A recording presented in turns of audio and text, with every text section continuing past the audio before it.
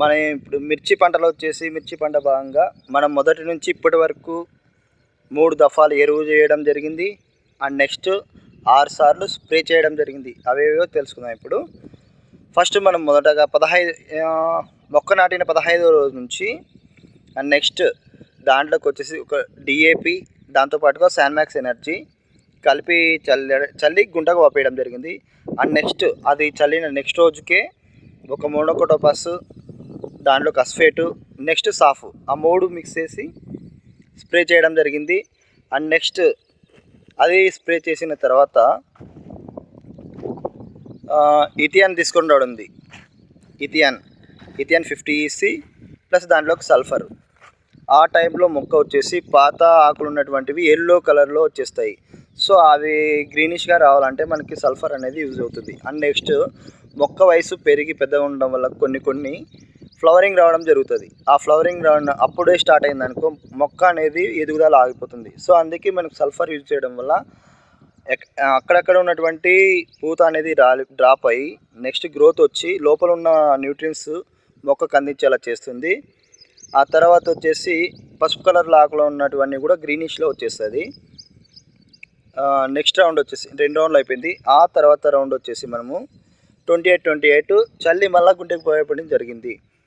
దాని తర్వాత వచ్చేసి మనము 3వ స్ప్రే వచ్చేసి వీళ్ళ శ్రీకార్ వాళ్ళది జయహో అండ్ నెక్స్ట్ స్వర్ణఫాల్ ఫార్ములా 6 మ్యాక్స్ సంబంధించి అది స్ప్రే చేయడం జరిగింది. అది స్ప్రే చేసినప్పుడు లైట్గా చిన్న నుష్పురుగు అట్లాంటి ఉండింది, క్లియర్ అయిపోయింది.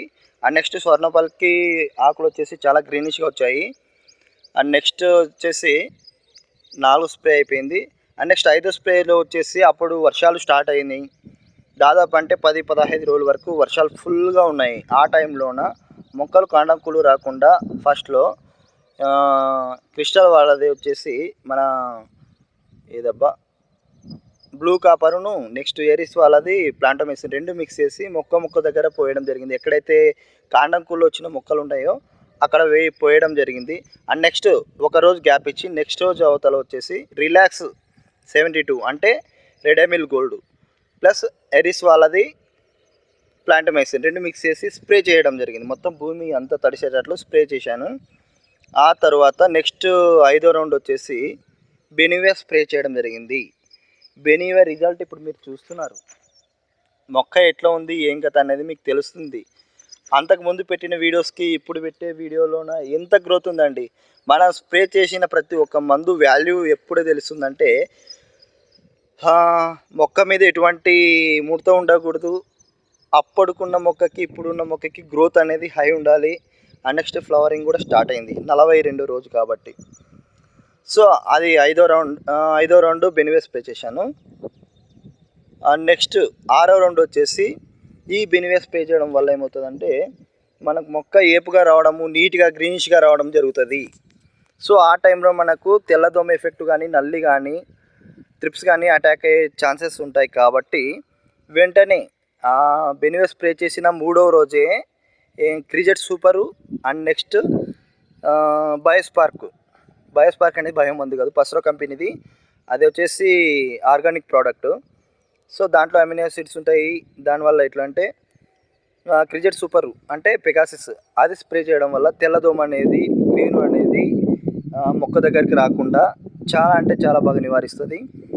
అండ్ నెక్స్ట్ ఈ బయోస్పార్క్ వచ్చేసి అది స్ప్రే చేయడం వల్ల అమినో యాసిడ్స్ మొక్కకు కావాల్సినటువంటి ప్రోటీన్స్ కానీ న్యూట్రియన్స్ కానీ అవి ఇంకా ఆకు గ్రీనిష్గా రావడము, నెక్స్ట్ సూర్యరశ్మి కాంతిని తీసుకొని పత్రహారితాన్ని తయారు చేసుకునే రేటుని అది పెంచుతాం అనమాట. అందుకే నీట్గా అంటే చాలా బాగా నీట్గా ఉందండి.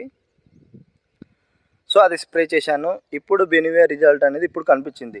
సో నెక్స్ట్ క్రిజెట్ సూపర్ను నెక్స్ట్ బయోస్పార్క్ రిజల్ట్ ఒక 2 డేస్లో తెలుస్తుంది అండి. అది కొట్టి కూడా 3 రోజులు అయిపోయింది క్లియర్గా. ఏదైనా మనకు మందు స్ప్రే అనేది క్లారిటీగా దాని గురించి తెలుసుకోవాలనుకుంటే 4 డేస్ 5 డేస్ ఆగాలి. 5వ రోజు అట్లా చూసుకుంటే దాని యొక్క రిజల్ట్ అనేది తెలుస్తుంది మనకు. ఇప్పటికైతే చాలా అంటే చాలా బాగుందండి మన తోట. మంచి రిజల్ట్ ఉంది. అది అయిపోయిన తర్వాత క్రిజెట్ సూపరు అండ్ నెక్స్ట్ బయోస్పార్క్ ఆ 2 స్ప్రే చేసిన నెక్స్ట్ రోజు, నెక్స్ట్ కాదు 2 డేస్ తర్వాతను నిన్ననే డేస్ తర్వాత కూడా కాదు, నిన్ననే 14:35 14 చల్లి మళ్ళా గుంట కోపేయడం జరిగింది. చూడండి మీరు ఇక్కడ ఇదంతా. దీనివల్ల ఏమవుతుందంటే మనకు గ్రోత్ అనేది ఆగిపోకూడదని ముందే చెప్పాను. దీంట్లో 14:35 14లో 14% యూరియా ఉంటుంది, అమోనియం, అండ్ నెక్స్ట్ 35% భాస్వరం ఉంటుంది, 14% పొటాష్ ఉంటుంది. సో పొటాషు 14 వచ్చేసి అమ్మోనియం. ఎందుకంటే మొక్క అనేది గ్రోత్ రావాలా, ఆ యూరియా వల్ల అయితే గ్రోత్ వస్తుంది. తక్కువ పర్సెంటేజ్లో ఉంటుంది, మనకి ఎక్కువ ఎఫెక్టివ్ ఇబ్బంది కానియదు.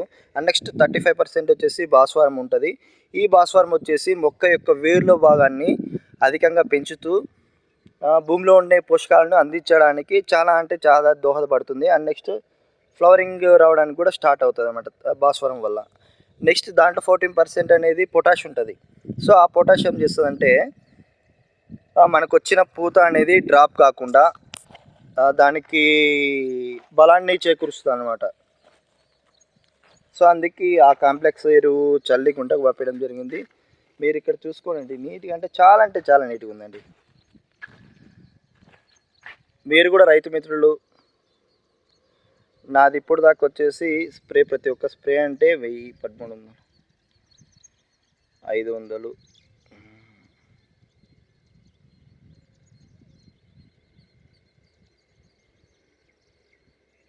5000 అయిపోయిందండి ఇప్పటికి. 6 స్ప్రేలు అయిపోయింది.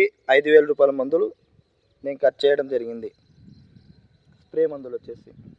ఇప్పటికీ అయితే మనకి చాలా అంటే చాలా బాగుందండి. అందుకే రైతులారా ఎక్కువ పెట్టుబడి పెట్టకండి, ఎక్కువ పెట్టుబడి పెట్టండి కానీ అవసరమైన టైంలో పెట్టండి. సో అదే చెప్తున్నాను, పెద్ద పెద్ద మందులు స్ప్రే చేసి ఇప్పుడే చిన్న వయసులోనే అంత పెద్ద పెద్ద మందులు స్ప్రే చేస్తే మొక్క పెరిగిన తర్వాత అప్పుడు మళ్ళీ అదే మందులకి ఏం మాట ఉంటుందండి. సో అందుకే ఏం చెప్తున్నానంటే నీట్గా నిదానంగా స్టెప్ బై స్టెప్ లేపుకుంటూ వెళ్ళండి, మంచి దిగుబడి వస్తుంది, బాగుంటుందండి పైరు. థ్యాంక్ యూ అండి, ఉంటాను.